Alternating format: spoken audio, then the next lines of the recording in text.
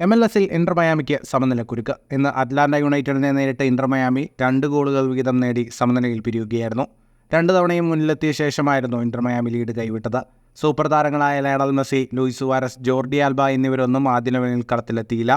29-ാം മിനിറ്റിൽ ഡേവിഡ് റൂയിസിന്റെ ഗോളിൽ മയാമി ലീഡെടുത്തു. ഒറ്റ ഗോൾ ലീഡിൽ ആദ്യ പകുതി അവസാനിച്ചു. രണ്ടാം പകുതിയിൽ 56-ാം മിനിറ്റിൽ സബയിലൂടെ അറ്റ്ലാന്റ ഒപ്പമെത്തി. എന്നാൽ 3 മിനിറ്റിനകം ലിയനാർഡോ കാമനോയുടെ ഗോളിൽ ലീഡ് തിരിച്ചു പിടിക്കാൻ ഇന്റർ മയാമിക്ക് സാധിച്ചു. 61-ാം മിനിറ്റിൽ ഗ്രിസലിന് പകരം മെസ്സി കളത്തിലെത്തി. 67-ാം മിനിറ്റിൽ റൂയിസിന് പകരം ആൽബയും 80-ാം മിനിറ്റിൽ കാമനയ്ക്ക് പകരം സുവാരസും കളത്തിലെത്തി. എന്നാൽ 84-ാം മിനിറ്റിൽ അലക്സിയയുടെ ഗോൾ അറ്റ്ലാന്റയ്ക്ക് സമനില സമ്മാനിച്ചു. മത്സരത്തിന് കണക്കുകളിലേക്ക് വന്നാൽ 53% ബോൾ പൊസിഷൻ ഇന്റർ മയാമിക്കായിരുന്നു. 12 ഷോട്ടുകളാണ് ഇന്റർ മയാമി തൊടുത്തത്. 7 ഷോട്ട് ഓൺ ടാർഗറ്റ്.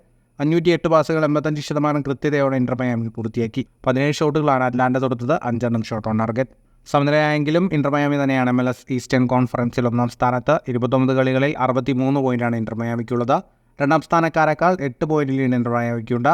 MLS-ൽ സെപ്റ്റംബർ 24-ന് ന്യൂയോർക്ക് സിറ്റിക്കെതിരായാണ് ഇന്റർ മയാമിയുടെ അടുത്ത മത്സരം.